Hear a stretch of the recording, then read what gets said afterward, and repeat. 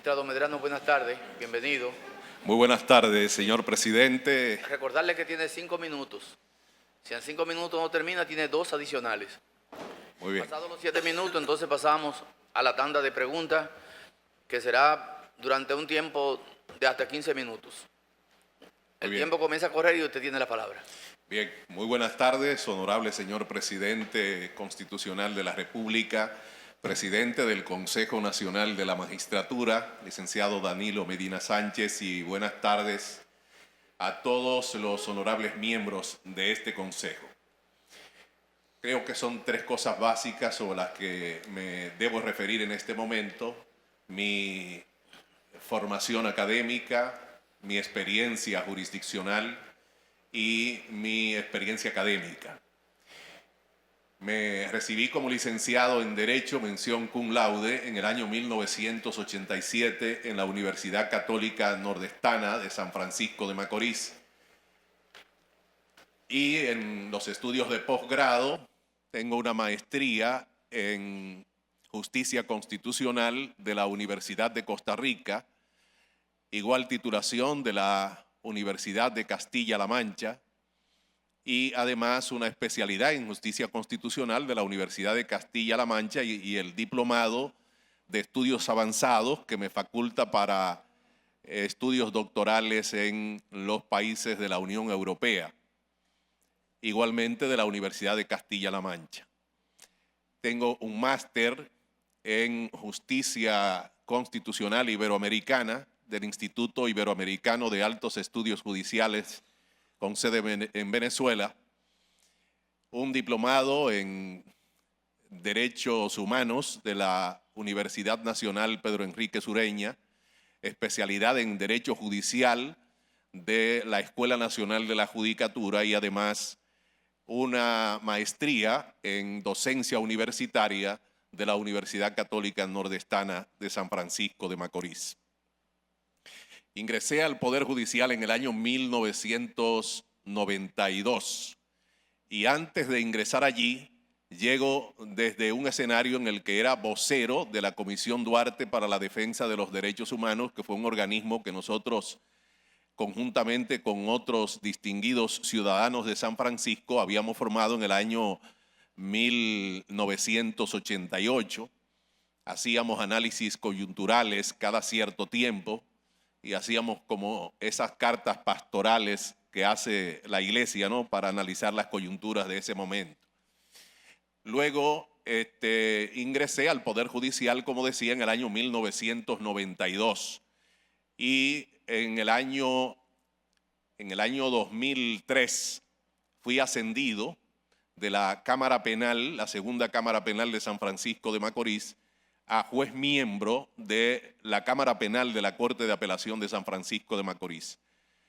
Luego, en el año 2007, fuimos ascendidos a segundo sustituto del presidente, de la presidenta de la Cámara Penal de la Corte de Apelación de San Francisco, y en el año 2012 nos ascendieron a la posición de presidente de la Cámara Penal de la Corte de Apelación de San Francisco. A la par que hemos desempeñado las funciones judiciales, igual hemos tenido una actividad académica de enseñanza a nivel universitario muy intensa. Fui decano de la Facultad de Ciencias Jurídicas de la Universidad Católica Nordestana durante 7 años hasta el año 2006. También miembro del Consejo Directivo de la Escuela Nacional de la Judicatura, el primer consejo directivo. Allí ayudamos a diseñar la visión de lo que habría de ser la Escuela Nacional de la Judicatura, la visión y la misión institucional de la escuela, los valores institucionales que se habría de promocionar de la escuela, y desde ahí empezamos a verla como una escuela modelo para Iberoamérica, como finalmente entendemos que la escuela ha concluido en ser. Además de la docencia en ese escenario, hemos tenido actividad docente en la misma Universidad Católica Nordestana, donde por más de 20 años hemos impartido la asignatura de Derecho Internacional Público. También fuimos profesor de Derecho Procesal Penal y de Introducción General al Derecho. En la universidad, la Pontificia Universidad Católica Madre y Maestra de Santiago, impartimos también Derecho Constitucional en los niveles 1 y 2 y docente además actualmente de la Maestría en Ciencias Penales de la Pucamaima de Santiago y de la Maestría en Derecho Constitucional en su sede de Santo Domingo. Esos han sido fundamentalmente mis actividades. Igualmente en otros escenarios, prácticamente en todas las universidades, hemos trabajado en actividades docentes con la Fundación Institucionalidad y Justicia, con el Tribunal Constitucional. Hemos ido prácticamente a todos los departamentos del país, trabajando en los diversos diplomados que organiza esta entidad. Soy miembro del Consejo Editorial del Anuario del Tribunal Constitucional desde el momento de su fundación e igualmente miembro del Instituto de Derecho Constitucional de la República Dominicana que preside el jurista Eduardo Jorge Prats.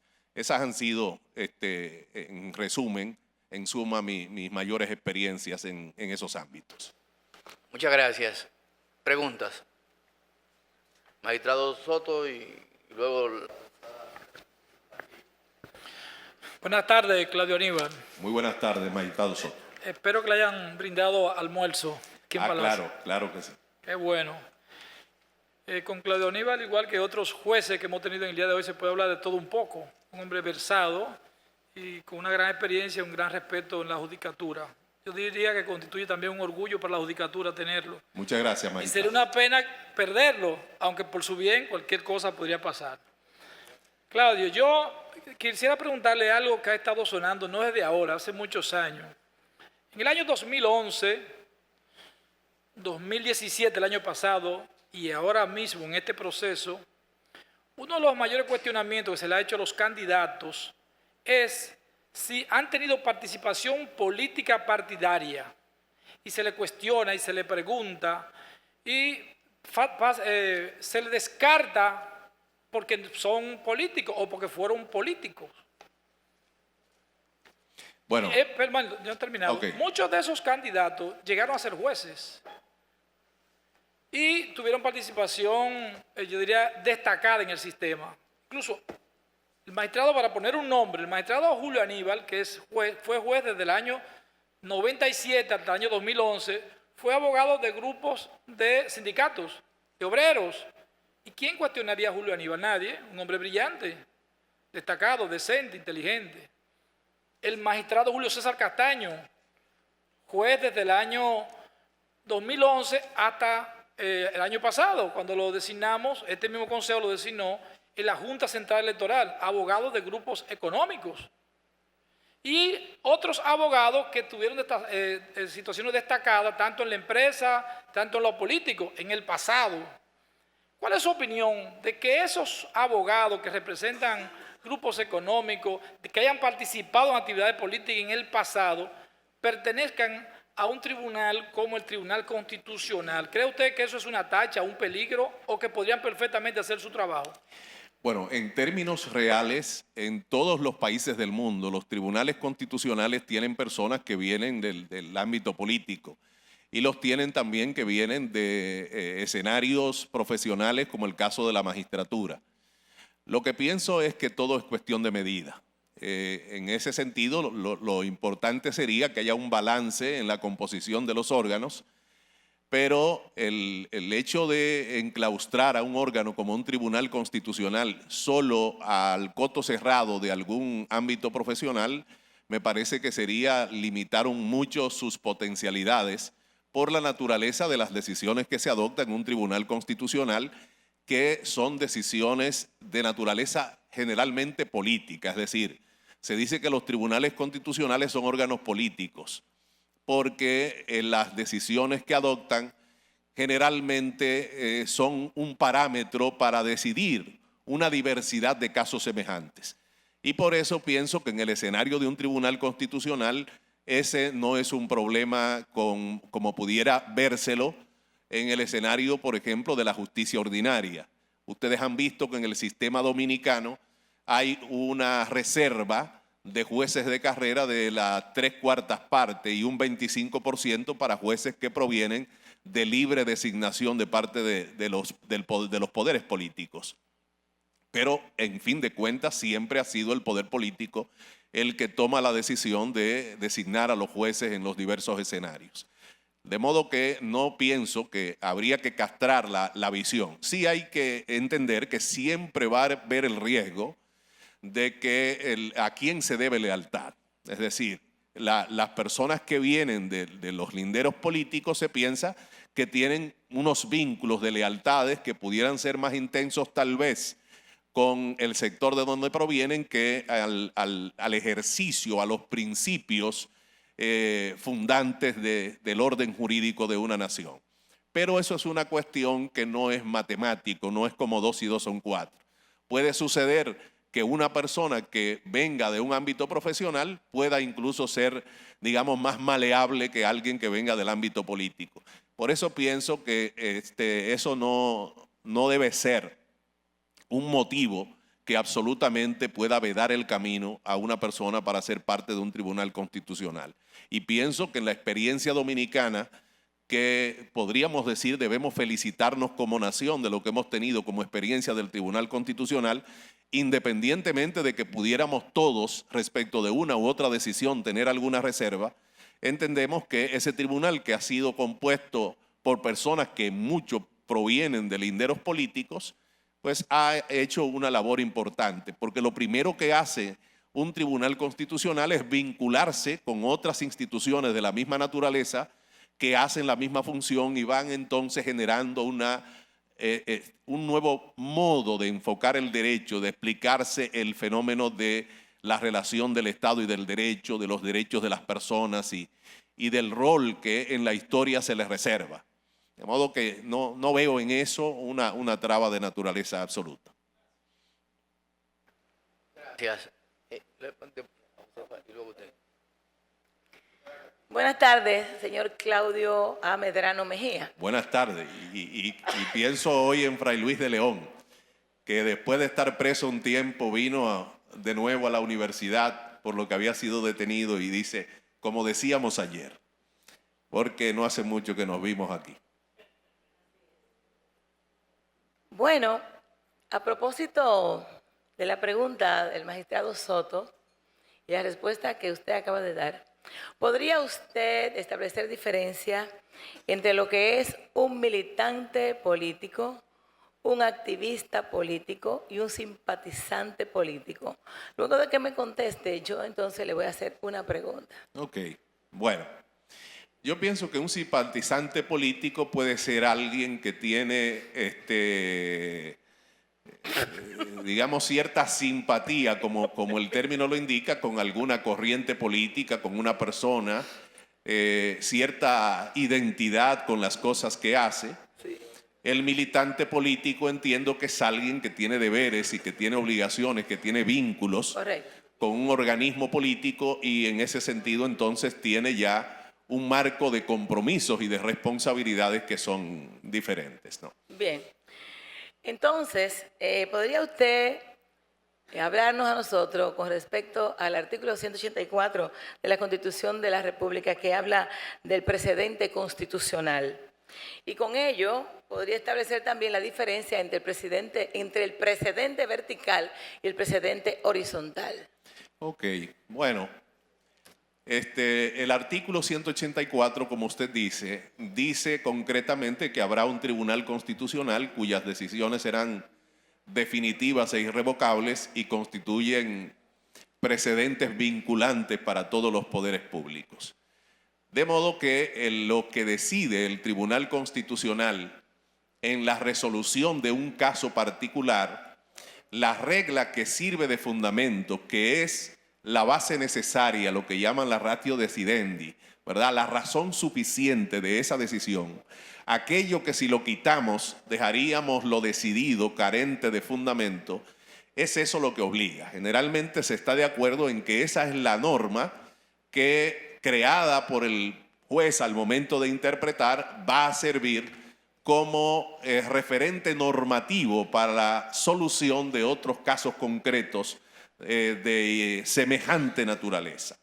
Hay una autora que se llama Ana Laura Magaloni Kerpel, que escribe sobre el precedente constitucional norteamericano, que dice, bueno, si Si dos casos son iguales, es el mismo caso, entonces no sería. Por lo tanto, sería en casos semejantes.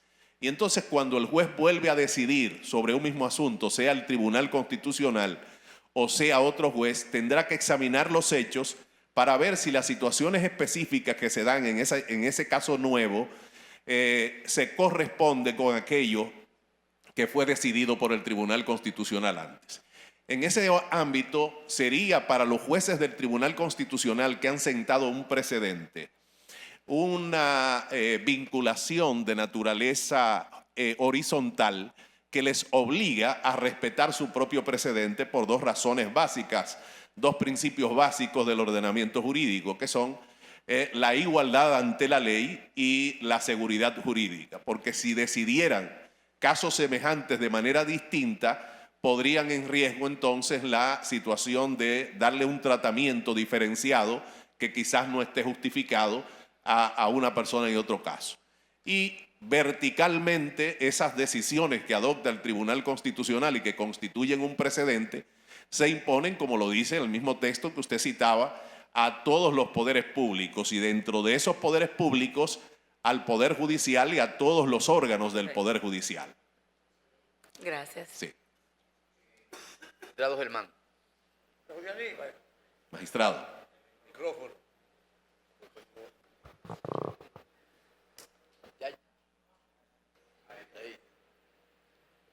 El Tribunal Constitucional conoce de